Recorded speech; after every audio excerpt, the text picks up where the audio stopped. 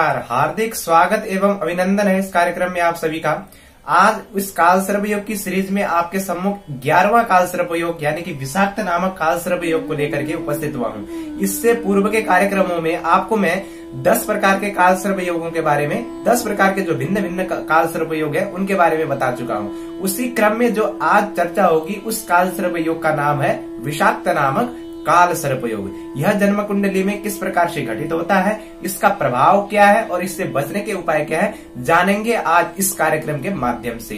काल सर्प योग ऐसा योग है जो राहु केतु द्वारा बनता है। राहु केतु के मध्य में सारे ग्रह आते हैं, तो जन्म कुंडली में जो 12 भाव होते हैं उनमें 12 प्रकार की स्थिति जब राहु केतु भिन्न भिन्न प्रकार से बनाते हैं तो भिन्न भिन्न 12 प्रकार के काल सर्प योग जन्म कुंडली में घटित होते हैं और उनका प्रभाव भी भिन्न होता है। इसलिए जो विषाक्त नामक काल सर्प योग है वह जन्म कुंडली में किस प्रकार से बनता है सर्वप्रथम उसको जानेंगे। उसके पश्चात उसका प्रभाव क्या है यानी उसके दुष्परिणाम क्या है उसको जानेंगे। उसके अंत से बचने के उपाय क्या है उसको जानेंगे। आइए जानते हैं कि यह काल सर्प योग, विषाक्त नाम का काल सर्प योग जन्म कुंडली में आखिर में घटित कैसे होता है, बनता कैसे है।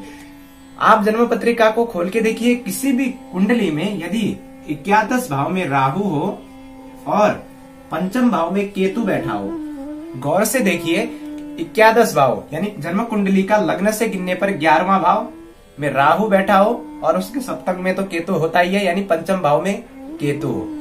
इसके मध्य में सारे ग्रह हो, इनके साथ न होकर के इनके मध्य में, इनके बाहर नहीं होने चाहिए, इनके अंदर ही सारे ग्रह एकत्र होकर के बैठ गए हों, तो यह विषाक्त नामक काल सर्प योग का निर्माण होता है। यानी आप समझ गए होंगे, सूर्यादि शनि पर्यंत जो 7 ग्रह है यह राहु और केतु के बीच में एक ही तरफ मध्य में सारे ग्रह आ गए हों तो यह विषाक्त नामक काल सर्प योग घटित होता है। यानी 11 भाव और पंचम भाव से राहु केतु का संबंध होना चाहिए। तो अब जानते हैं कि इस काल सर्प योग का क्या प्रभाव है, क्या दुष्परिणाम है। जैसा कि आप जानते 11 भाव से जन्म कुंडली के 11वें घर से उस व्यक्ति के आय का विचार होता है। यानी किसी भी प्रकार का आय जीवन में होने वाला, यानी धन का आय हो, विद्या का आय हो या जीवन में मिलने वाले सभी चीजों का आय का विचार एवं बड़े भाई का विचार भी होता है। बड़े भाइयों का, बड़े बुजुर्गों का भी विचार उस भाव से होता है। जितने भी अपने से वरिष्ठ लोग हैं उनका विचार 11 भाव से होता है। और छठे से छठा होने से भाव वास्तव में वह रोग भाव भी कहलाता है। उसी प्रकार से जो जन्म कुंडली में पंचम भाव है वह ज्ञान, शिक्षा, तरक्की एवं पुत्र संतान का विचार उस भाव से करते हैं। प्रेम का विचार भी उस पंचम भाव से करते हैं। तो इन भाव में राहु केतु का संबंध है। राहु 11, पंचम भाव में केतु, इनके एक तरफ सारे ग्रह हो जाना तो यह क्या प्रभाव डालेंगे कि आय के क्षेत्र में मंदी लाएंगे। यानी व्यक्ति, इंसान बहुत ही संघर्ष करेगा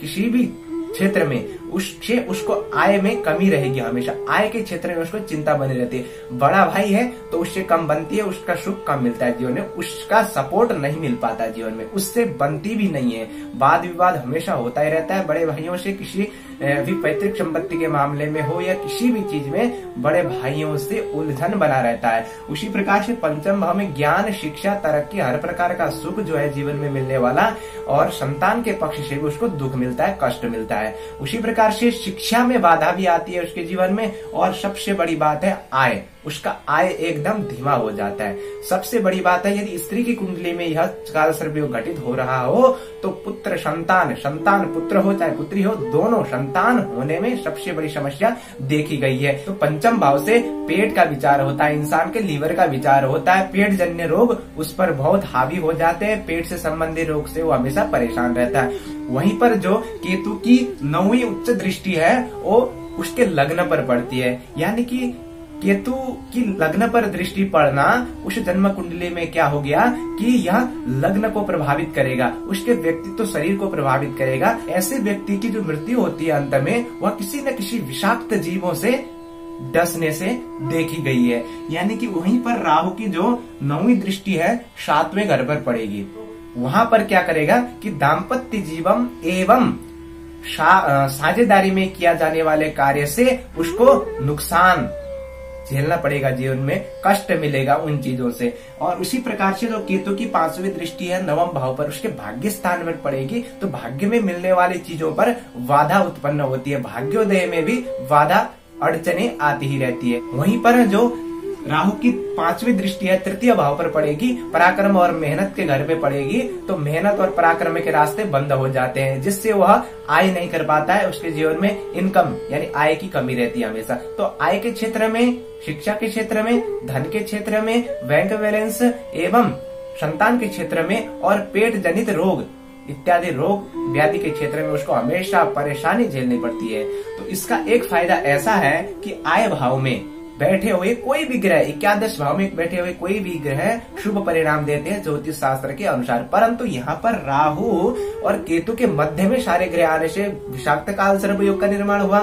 तो वहीं पर राहु केतु एक आकस्मिकता के कारक ग्रह होने से यहाँ पर अकस्मात ऐसा आय भी करा देंगे जिससे इंसान सोचेगा कि यह कहां से आ गया, यानी आय के ऐसे रास्ते बना देंगे। उसको अतुल संपत्ति प्राप्त भी हो सकती है, लेकिन उस पर बहुत ही बड़े मुकदमे भी उसको झेलने पड़ सकते हैं, तो जिससे जीवन संघर्षमय रहता है। तो प्रिय मित्रों, यह राहु केतु द्वारा पंचम और 11 भाव में राहु केतु का संबंध होने से विषाक्त नामक काल सर्प योग बना। इससे बचने के उपाय हैं कि राहु केतु की शांति यानी इनके दुष्प्रभाव को कैसे भी हमको कम करना है। इसके लिए राहु केतु का जो वैदिक मंत्र है उनका मंत्र संख्या के हिसाब से मंत्र जाप करना, उसका दशांश हवन, मार्जन और तर्पण किसी धार्मिक क्षेत्र में, धार्मिक स्थल में इस राहु केतु के द्वारा बन रहा विषाक्त नामक काल सर्प की शांति करा लेनी चाहिए। वहीं पर हम नित्य कर्म जो पूजा करते हैं सुबह शाम, उन पर एक एक माला इनका जाप हमेशा हमको करना ही चाहिए। वहीं पर भगवान शंकर को नित्य जल अर्घ्य दे करके यानी